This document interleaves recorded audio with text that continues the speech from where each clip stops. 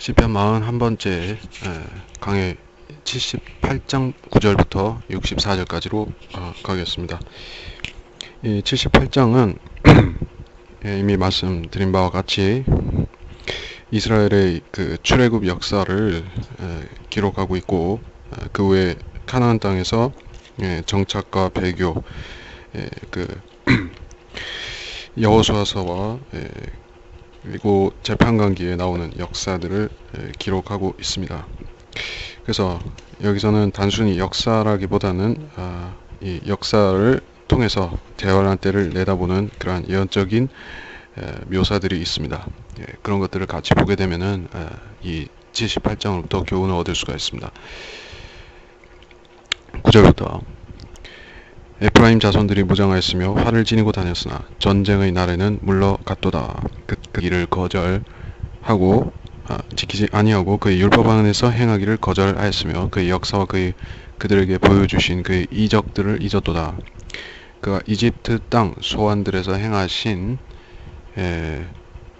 소환들에서 그들의 조상들의 목전에서 경이로운 일들을 행하셨도다.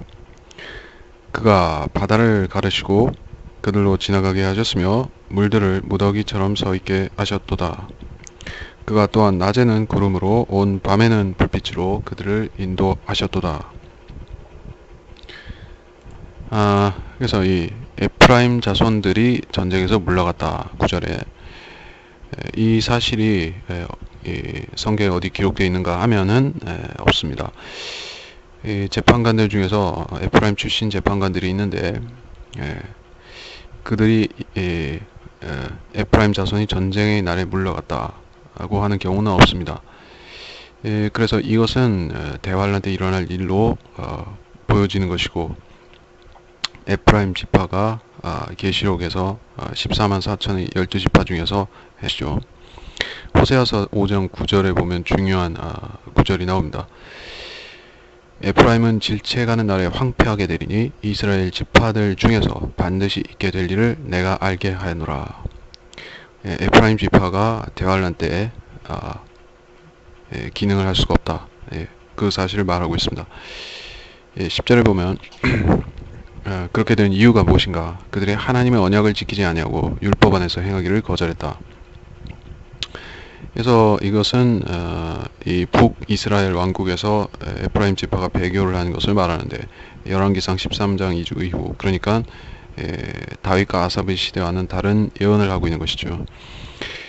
그래서 이게 예언이고, 또 그 당시의 배교뿐만 아니라 대환란 때도 마찬가지입니다. 그때 이를 이야기를 하고 있습니다. 11절 그리고 12절에 그가 이집트 땅 소환들에서 라는 얘기가 나왔는데, 소환은 타니스라고 불리는 도시이며 민수기 13장 22절에 나옵니다.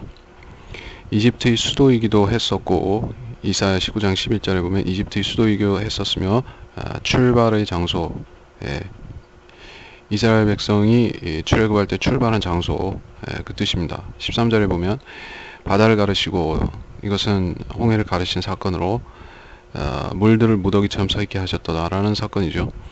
14절에 보면 또 마찬가지로 출애굽기에서 구름기둥과 불기둥으로 인도하셨다는 역사를 말하고 있습니다. 15절부터 그는 광야에서 반석들을 쪼개시어 크고 깊은 곳에서 나는 마실 것을 그들에게 주셨도다. 그는 또한 반석에서 시냇물을 내시고 물들이 강같이 흐르게 하셨도다.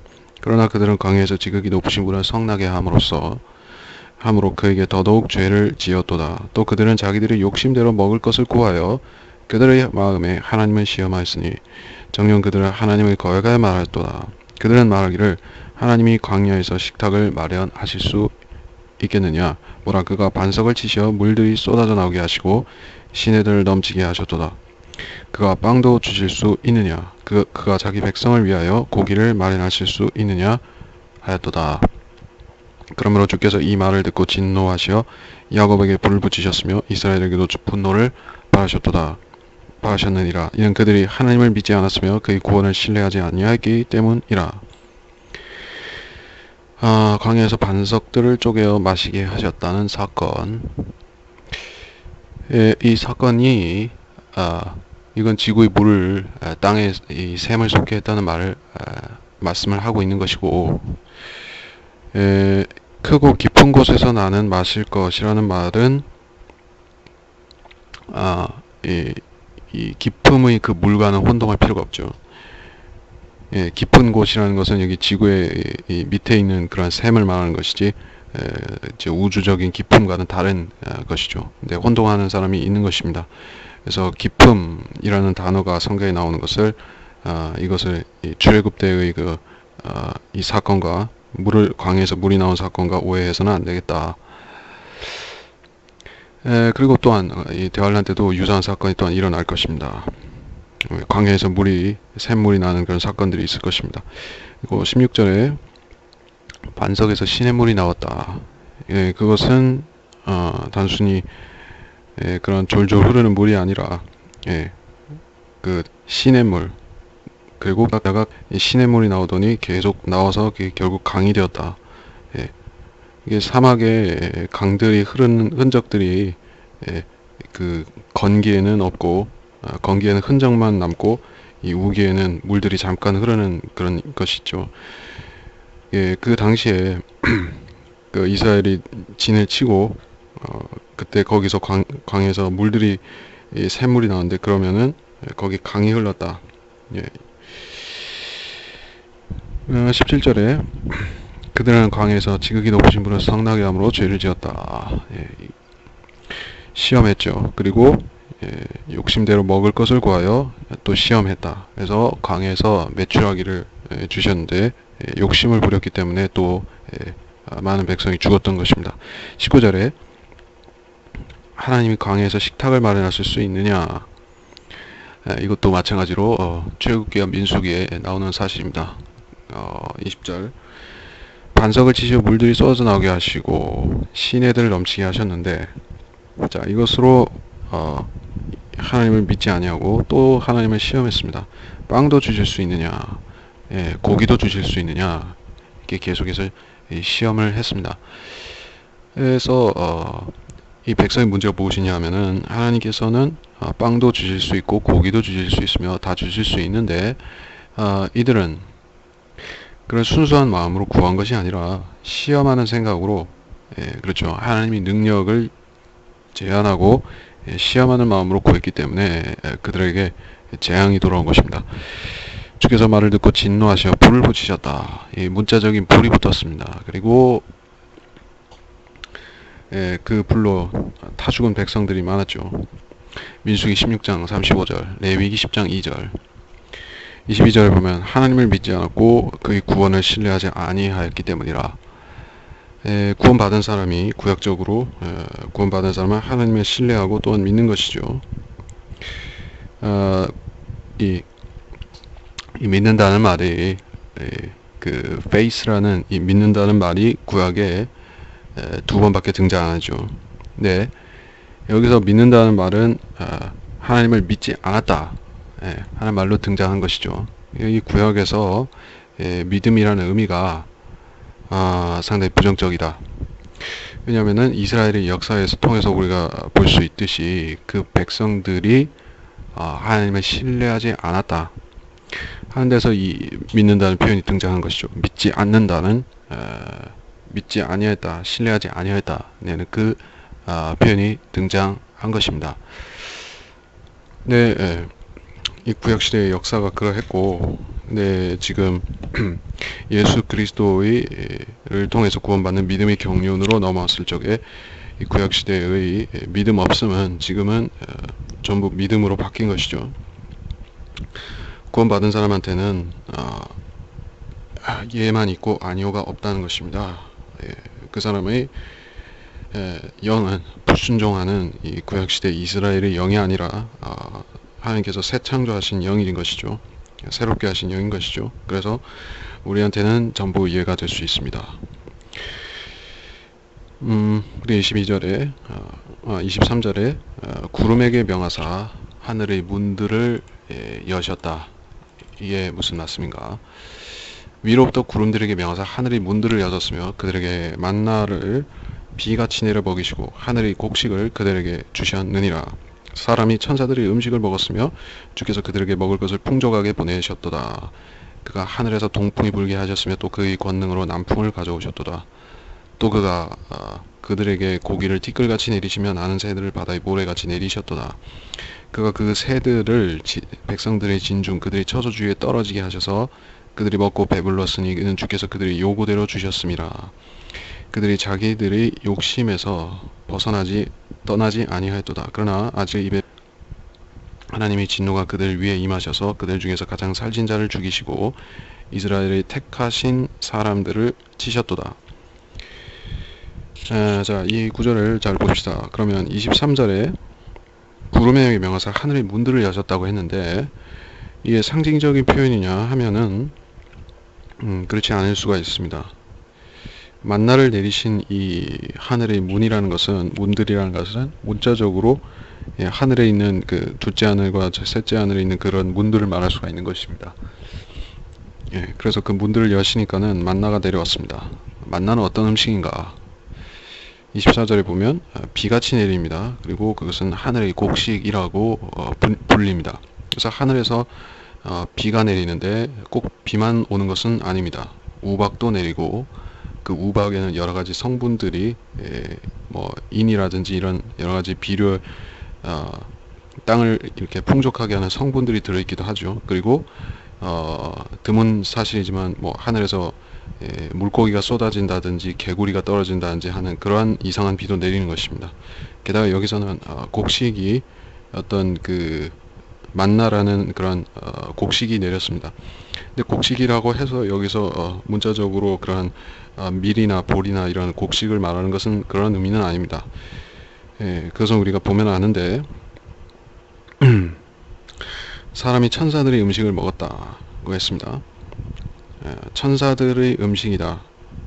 그리고 주께서 그들에게 먹을 것을 풍족하게 보내셨는데, 자, 이 천사들의 음식이 어떤 음식인가? 천사들이 음식을 먹어야지만 살 수 있는 존재는 아닌 것이죠. 그래서 여기서 이 표현은 좀 특별한 경우에 이 리비아단과 관련해서 말씀하신 것이에요. 천사들이 리비아단이 머리를 치겠죠. 머리를 칠 것입니다. 이미 여기서는 친 걸로 나오죠. 출애굽 때 한번 머리를 쳤죠.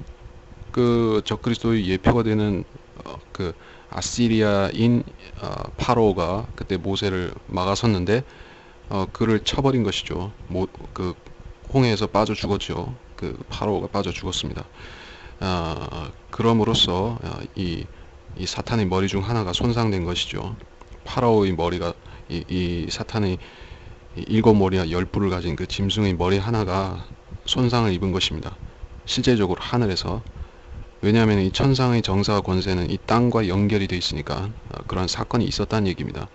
그래서 사탄의 머리 하나가 잘려서 그것이 음식으로 주어진 것이죠. 믿겨지지 않는 일이라 할지라도 그렇게 된 것입니다. 그래서 그 머리가 음식으로 이렇게 계속 주어졌는데 천사들이 그렇게 했으니까 천사들이 음식이죠. 천사들이 그걸 먹었다는 뜻이라기보다는 천사들이 이 사탄의 머리를 베어가지고 그걸 먹었다는 얘기가 아니라 천사들이 주는 음식이다. 천사들로부터 오는 음식이다. 뭐 그런 의미가 있지 않을까 그렇게 봅니다. 그래서 이렇게 하늘에서 빵이 내려오는 사건이 있었습니다. 빵이라는 것은 여러 가지 의미가 있죠. 근데 그게 빵처럼 보였습니다. 그리고 복음서에도 이 빵을 주시는 장면이 오병이어의 기적과 포함해서 4번이 나옵니다. 그래서 이것은 천사들을 위한 음식이 아니라 천사들이 사람에게 주는 그러한 음식이다 하는 것을 우리가 기억해야겠습니다. 그리고 26절에 하늘에서 동풍이 불고 그의 권능으로 남풍을 가져오셨다. 그리고 여기서 고기가 티끌같이 내린다. 메추라기를 말하는 것이죠. 이 사건이 출애굽기 16장 12절 13절 민수기 11장 31절 32절에 각각 나오는데 이 사건 때 사람들이 조금 이 어려운 구절이다 보니까 오해하는 그 부분이 있습니다. 어떤 것인가 하면은 그 메추라기가 이 지면 가까이 내려와서 날아다녔다고 이렇게 해서 근데 사람들이 그것을 사람 키 높이만큼 쌓였다는 식으로 그렇게 오인을 하는 것이죠. 그러니까 이제 여기 구절을 따로 인용하지 않겠지만 찾아보시면은 나옵니다. 그래서 이 메추라기들이 사람 키 정도 높이로 이렇게 막 날아다닌 것이에요. 내려와서. 그러니까 이 이스라엘 백성들이 작대기 같은 걸 가지고 그 머리 위에 날아다니고 있는 그 메추라기들을 쳐가지고 떨어뜨린 것이에요. 그래서 엄청나게 많이 날아다니니까는 뭐 막대기 몇 번 휘두르기만 해도 우수수 떨어지는 것이죠. 그래서 그걸 각자 모아가지고 이걸 먹은 것이죠. 자, 그런 것입니다. 그래서 이 메추라기들이 죽어가지고 이렇게 땅에 쌓인 게 아니에요. 예, 날아다니는 메추라기들 그놈들 잡은 것이죠. 예, 그런 뜻입니다. 이거는 이 난해 구절 해석 중에 이 신학에서 공부하는 부분입니다. 그러니까 이거 쉽게 오해하는 부분입니다. 이제 목사님들 중에 이거 오해하는 사람 많습니다. 그리고 28절에 그 새들을 백성들이 진중에 떨어지게 하셨고 배불렀는데 하나님께서 그들을 죽이셨어요. 31절에 보면은 이런 가장 살진 자를 죽이시고 이스라엘 택하신 사람들을 치셨다. 자, 이 말이 나왔습니다. 가장 살진 자들, 가장 탐욕스러운 자들을 죽이신 거 아닙니까? 그렇죠? 그러니까 이 살진 자들이라는 것은 그냥 평범한 의미로서 하는 말이 아니라 살진 게 죄는 아니잖아요. 예, 살진 게 죄는 아닌데 왜 이렇게 표현을 하셨을까 하는 거죠. 사실 살진 자들이 많이 먹는 것은 사실이죠. 근데 우리가 어느 시대나 마찬가지지만 살진 자들은 보통 그렇게 되는 이유가 탐심 때문에 그런 거 아니겠습니까?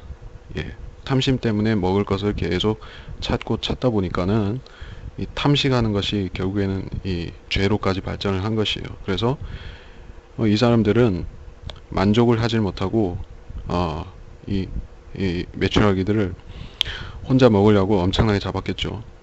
예, 엄청나게 잡아서 꾸역꾸역 입에다 넣고 있는 것을 하나님께서 치신 거죠. 그래서 가장 살진 자를 죽이시고 이 말이 나왔습니다. 근데 여기 단수로 표현했다 보니까 이게 암시적으로 뭘 말하는가, 암시적으로 이 적그리스도를 말하는 그런 뜻이 되는 것이죠. 그렇죠. 가장 살진 자를 죽였다. 이것은 적그리스도, 이 부자인 적그리스도, 살진 자인 적그리스도를 이렇게 예표를 하는 것입니다. 그게 어디 나오냐? 욥기 15장에 나오는 구절입니다. 26절, 27절, 욥기 15장 26절, 27절에 나오는 구절이죠. 거기 보면은 그의 얼굴은 살찌고 옆구리는 기름기로 겹살이 됐다. 이런 구절이 나옵니다. 이건 적그리스도를 나타내는 말인데, 그가 아무튼 굉장히 초고도 비만 같이 그렇게 묘사를 했습니다.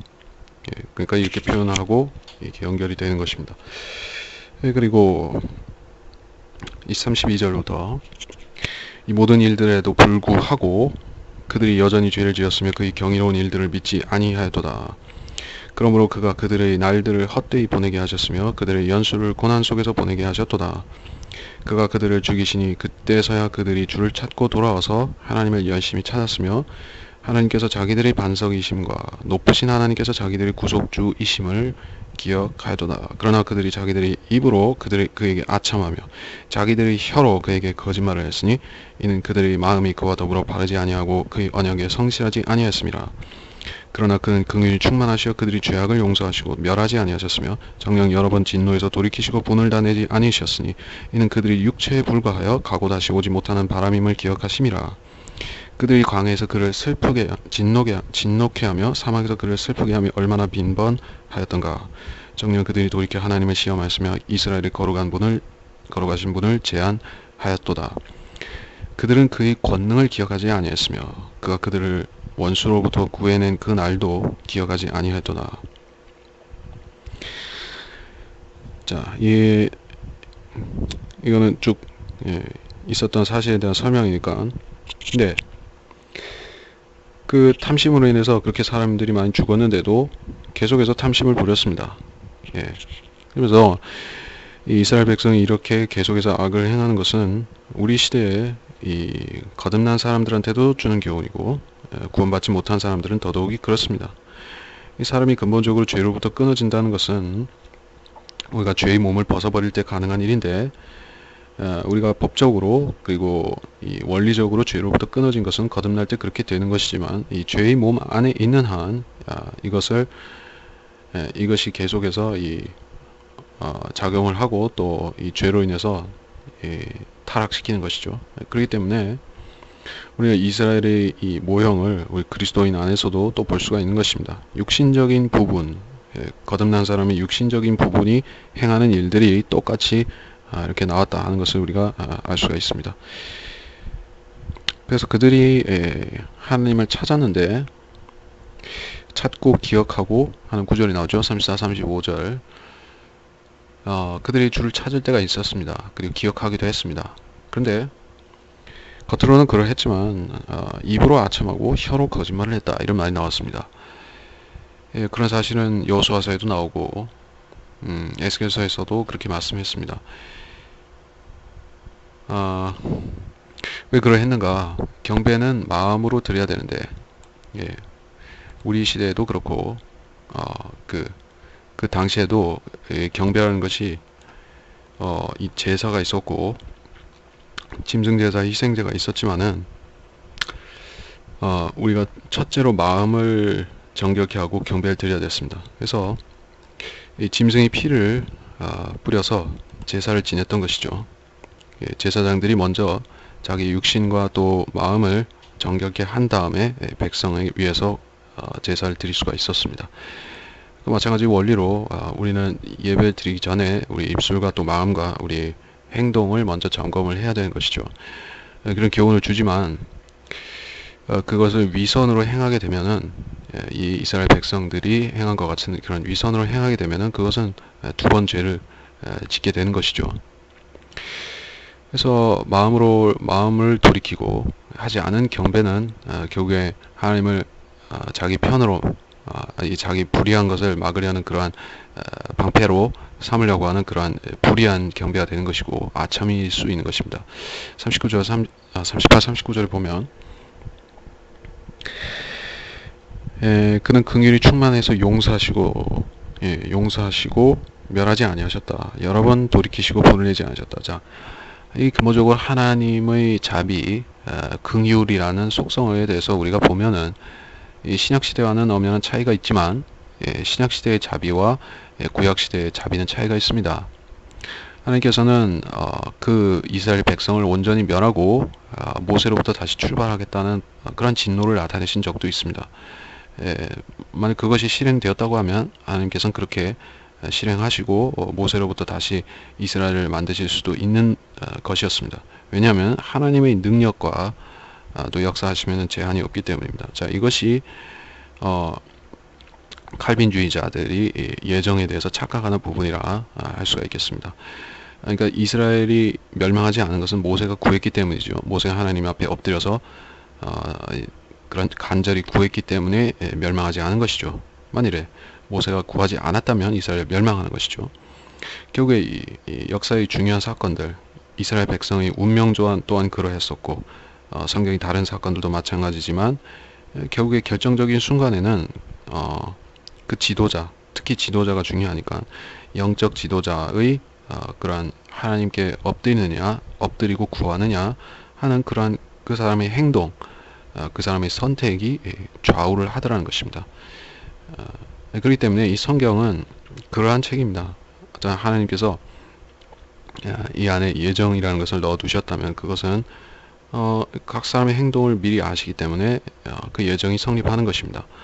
그래서 이스라엘에 대해서도 이랬었고 그리스도인에 대해서는 하나님께서는 더욱더 그러하시다. 왜 그러냐? 이 교회는 이 세상의 기초가 놓여지기 이전에 하나님께서 이 세상에서 불러내서 예수 그리스도의 몸으로 삼기로 하신 계획이 있었죠. 그리고 우리는 구원 받았을 적에 그 계획 안으로 들어왔습니다. 자, 그렇게 되면은 하나님께서는 우리한테 주시기로 예정한 그 사랑과 자비를 우리한테 다 주시는 것입니다.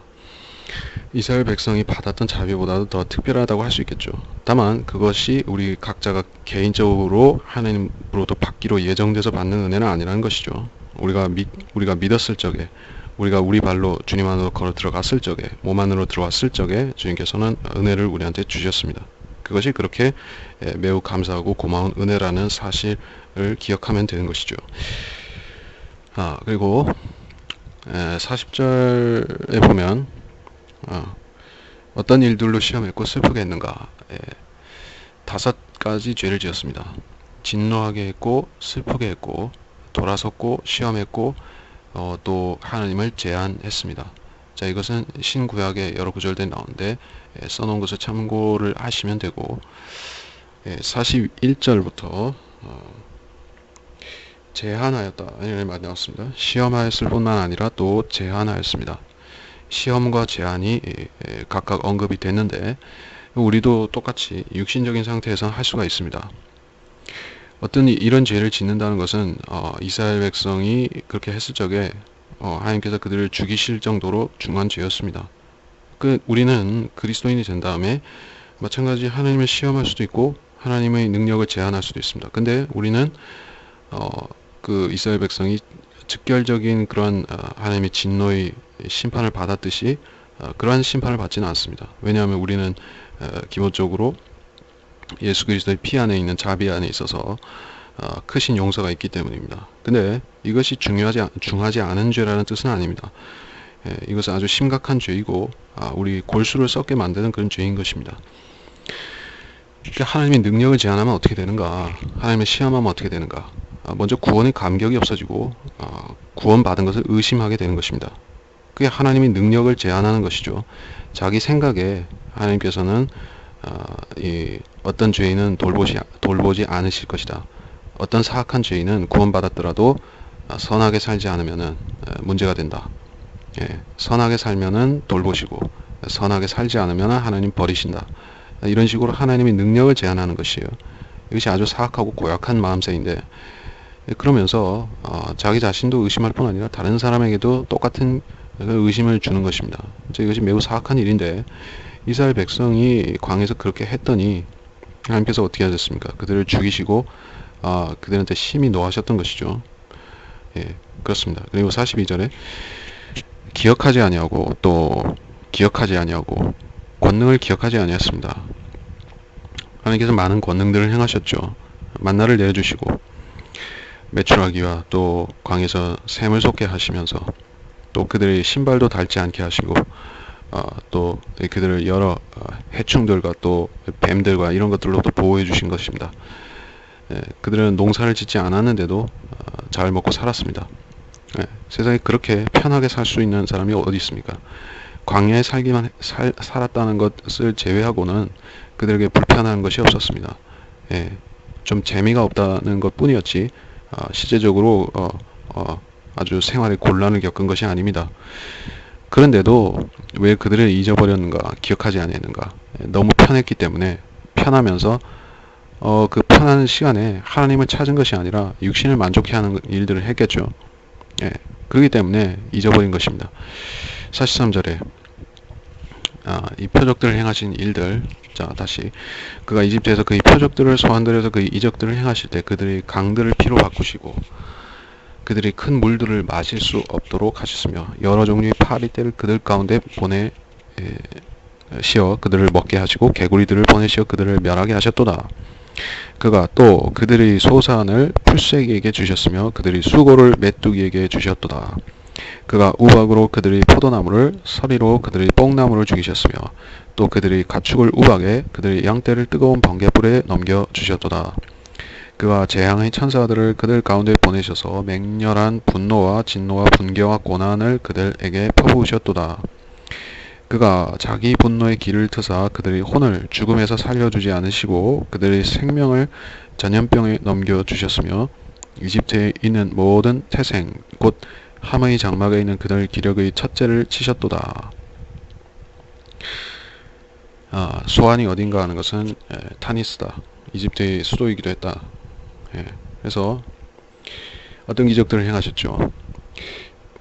이런 기적들을 행하셨는데 이것은 파리떼라든지 개구리, 풀떼기, 메뚜기 이런 기적들, 표적들은 또 일어나는 것입니다. 이집트에서 일어났었던 이적은 앞으로 소돔이나 이집트라고 불리는 그 계시록의 그 도성, 그때 예루살렘에서 또 일어나는 것이죠. 이스라엘과 예루살렘에서 또한 일어나는 것입니다.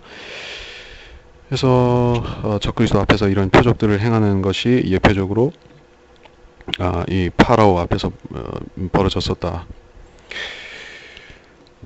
그리고 49절에 재앙의 천사들이라는 말이 나왔습니다. 이것은 재앙을 행하기 위해서 하나님께서 보내신 그러한 메신저, 전달자라는 뜻이 되는데, 물론 단순한 전달자가 아니라 이 천사들은 파괴자였습니다.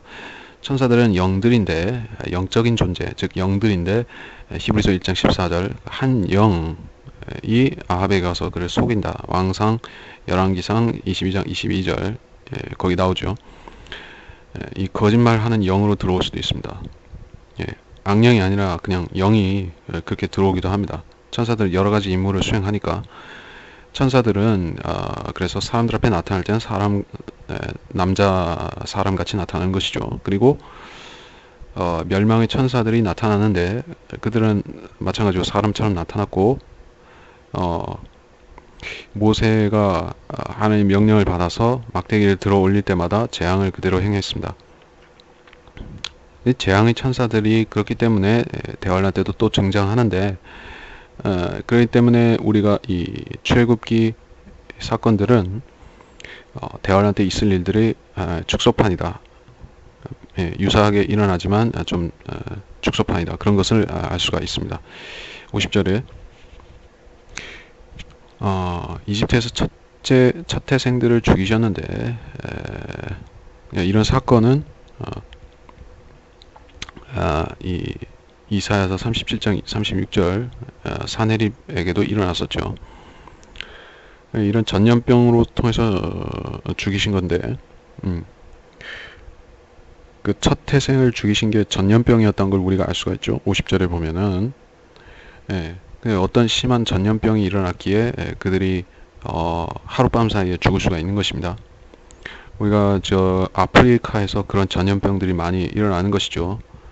무시무시한 것들이 많습니다. 근데 그 중에 하나가 1970년대 저기 중부 아프리카에서 생겨난 그 이볼라라는 이볼라 바이러스인데 굉장히 심각하죠.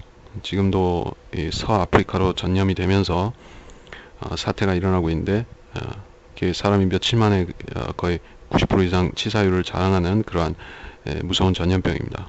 근데 이볼라보다 더 무서운 그런 바이러스 때문에 이집트 첫 태생들이 다 죽은 것이에요.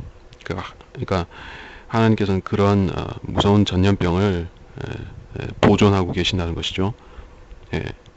미국의 CDC라고 그 전염병 센터에 가면, 이 질병 연구 센터에 가면은 이 희귀 질병들이 다 들어있죠. 거기다 이 바이엘에다가 담아가지고 엄청나게 많은 병들을 보관해 놨죠. 연구하려고. 근데 하나님한테도 그런 게 있는 것이죠. 하나님께서 이 하늘의 창고에 그런 걸 갖고 계셔서 이 대환란 때 쓰시는 것입니다. 참 무서운 일이죠. 근데 사람들은 이 질병이라는 것을, 이 전염병이라는 것을 뭐 이 자연이 주는 그런 어떤 시련이나 재앙 정도로만 생각하기 때문에 잘 못 깨닫는 것입니다. 그래서 51절에 이 이집트에 있는 첫 태생 그들을 치셨습니다. 함의 장막에 있다, 이렇게 얘기했습니다. 이집트는 함의 장막에 있습니다. 당연히 아프리카는 함의 땅이죠. 그리고 거기 원주민들은, 원정착민들은 리비아와 쿠스를 포함해서 전부 흑인들입니다. 야펫 족속들은 거기 살지 않았어요. 그래서 이 아프리카를 검은 대륙이라고 부르는 것입니다. 뭐 물론 지금은 저기 남아프리카의 공화국에 가면은 그 보어인들이죠. 네덜란드 계통의 그 백인들도 살지만은 뭐 그것은 예외이고, 그 검은 대륙에는 흑인들이 산다는 얘기예요. 그래서 함의 족속들은 전부 아프리카인들이라는 것입니다. 성경이 그렇게 말하고 있습니다. 그 흑인들에게 준 대륙이 이 검은 대륙 아프리카인 것이요. 근데 사람들이 이런 얘기를 하면 그것은 인종차별주의다 이런 식으로 성경을 거부하는 것입니다. 근데 함의 장막이 이집트가 맞습니다. 그렇습니다. 52절부터 자기 백성은 양처럼 나가게 하시고, 자, 양과 양떼라는 이제 언급이 나옵니다. 그러나 자기 백성은 양처럼 나아가게 하시고 광야에서 양떼처럼 그들을 인도하셨으며, 그들을 안전하게 인도하셨으니 그들은 두려워하지 아니하였으나 그들의 원수들은 바다에 침몰하였도다. 그가 그들을 그의 성소의 접경 곧 그의 오른손이 사신 이 산으로 데려오셨고 이방을 그들 앞에서 쫓아내셨으며 줄로 재어서 그들의 유업을 그들에게 분배하시고 이스라엘의 지파들로 장막에 거하게 하셨도다.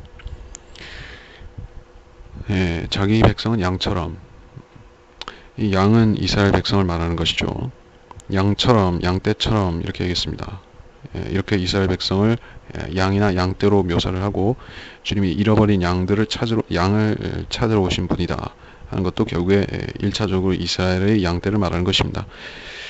그래서 이 엄청나게 많은 200만에 가까운 양떼를 하나님께서 모세를 통해 인도를 하신 것이죠.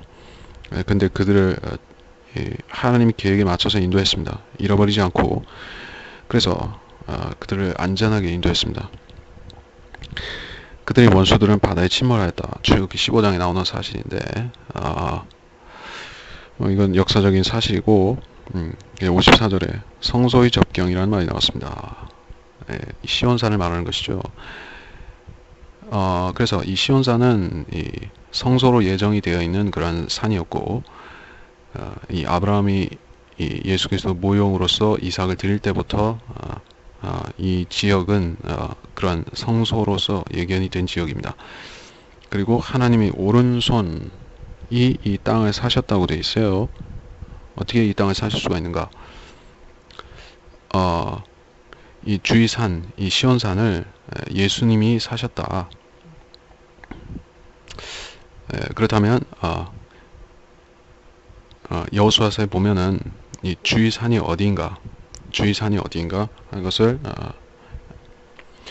우리가 볼 수가 있습니다. 여호수아는 그 시온산과 한 20마일 정도 떨어진 에프라임산에서 그 산을 보았다. 창세기 22장 14절 거기 보면은 그 산에서 보리라 하는 그 구절이죠. 이 주위산에서 보리라. 그래서 이것이 여호와 이레 하나님께서 마련하신다 이 뜻이 됩니다. 그래서 이 성소가 자리 잡기로 예정된 산이 바로 이 시온산이다. 그래서 이 산에 성전이 세워졌었고요. 그리고 이 산에서 주님이 십자가에 못 박히신 것이죠. 자신의 피로 이 땅을 사신 것입니다. 그때 그 죽으실 때는 그 산만 사신 걸로 됐지만은 온 땅을 구속하셨죠. 실질적으로 여기 표현은 그렇지만 온 땅을 구속하신 것이죠. 주님의 피는 이 땅을 구속했습니다. 그리고 장차 그래서 주님께서 이 땅을 자기 소유로 취하실 수 있는 것입니다.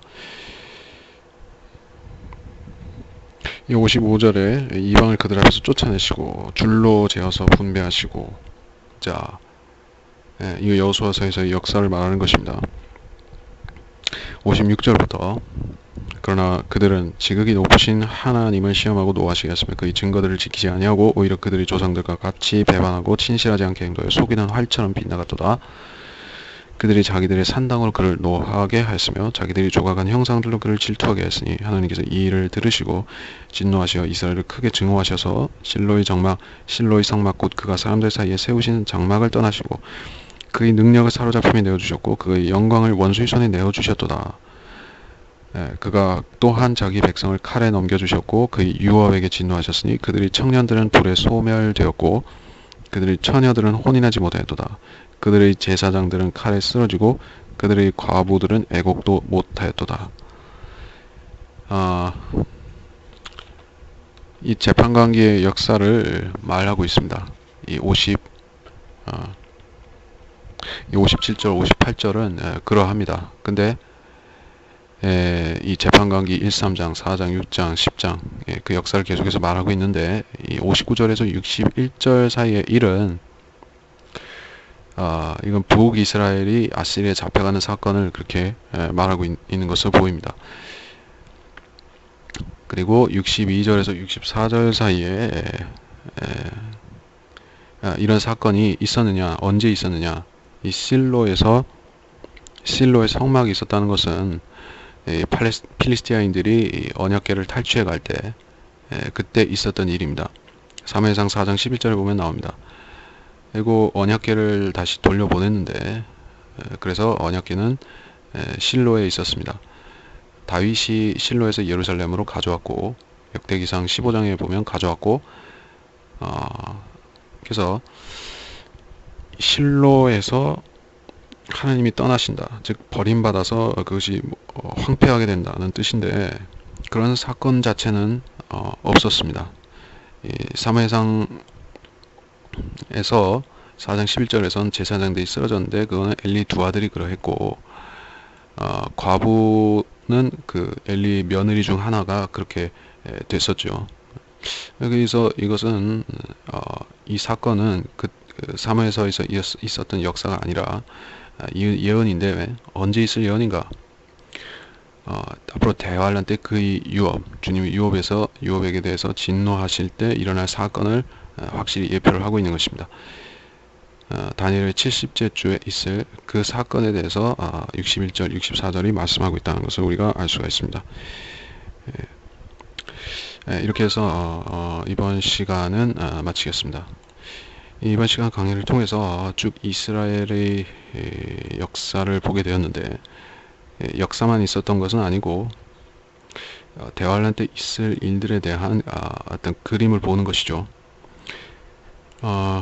이거를 알고 있느냐,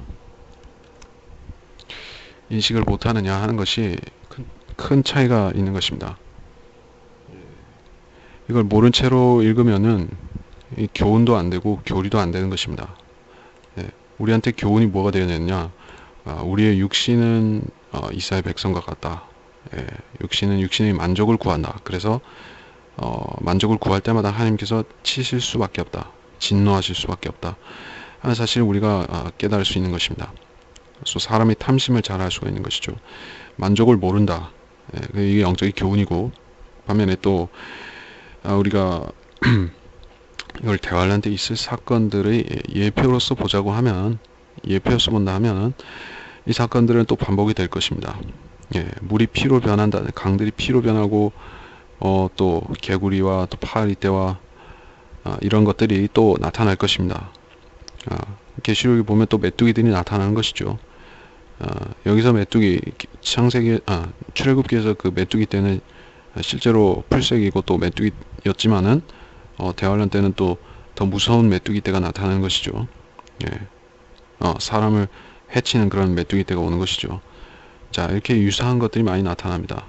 그리고 우박이라든지 번개불, 그리고 전염병이라든지 이런 것들이 없었던 것이 대환란 때 새로 나타나는 것이 아닙니다. 이 모든 심판들은, 앞으로 있을 모든 심판들은 결국에 이미 성경에 있었던 것들이 또 오는 것 뿐입니다. 자, 우리가 이렇게 성경이 새삼스러운 일들을 예언한 것이 아니다, 이미 있는 것들을 앞으로 있을 것으로 예언하고 있다 하는 사실을 알면은 우리는 성경을 공부하는 이유가 단순히 우리 마음이 위안을 받자거나 어떤 교훈을 얻자고만 해서 하는 것이 아니라 이것이 엄연히 다 예언이라는 사실을 알고 공부를 해야 되는 것입니다. 이렇게 해서 이번 시간 강의를 마치겠습니다. 하나님 아버지, 이번 시간에서는 우리가 이스라엘 백성의 타락한 역사에서 주님의 진노를 아래서 이 곧은 목을 가지고 행했던 그러한 역사를 통해서 우리도 은혜 아래 있지만은 참으로 육신은 악하고 또 연약하고 또 시험을 받는다는 사실을 느끼게 되는 것입니다. 주님께서는 연약한 육신 가운데 있는, 또 죄짓기 쉬운 육신 가운데 있는 우리를 주님의 양떼로서 돌보십니다. 우리는 연약하나 또 성령 안에서는 강하게 해주시오니 우리가 의지할 수 있는 힘이 무엇인가? 성령께서 주시는 말씀을 통해서 공급해 주시는 이 영의 생명력밖에는 없는 줄로 압니다. 우리가 이스라엘 백성이 받았으나 깨닫지 못했던 그 은혜를 경히 여겨서 그들이 놓치고 말았던 것 같이 되지 않게 하시고, 우리가 이 말씀을 통해서 은혜를 묵상함으로 우리가 주님께서 우리 안에 주신 영적 축복들을, 그리고 말씀을 깨닫게 해주시는 은혜들을 쉬 놓치지 않게 해주시기를 원합니다. 우리에게 은혜는 항상 필요한 것이오며 만나를 매일 주셔서 매일 먹어야 하듯이, 또한 우리에게 주시는, 하늘에서 내려주시는 주님의 살과 같은 그러한 말씀은 우리에게 항상 있어야 되는 것입니다. 그것이 주님 안에서 우리가 주님을 통해서 또 주님 안에서 우리가 가지는 하나님과의 생명의 교제인 줄로 압니다. 말씀이 바로 우리에게 주시는 영원한 생명의 양식입니다. 이 말씀을 우리가 간구하게 해주시고 더욱더 구하게 해주셔서 우리가 받되 풍성히 받게 해주시고, 또 받은 것을 우리가 먹고 나눌 수 있게 해주시기를 원합니다. 그리하여 많은 사람들이 이 생명의 양식으로 인해서 새 힘을 얻는 일을 우리가 그들을 그렇게 도와줄 수 있는 그러한 성도들로 성장해 수 있게 인도해 주시기를 원합니다. 감사하며 위대하신 주 예수 그리스도의 이름으로 기도합나이다. 아멘.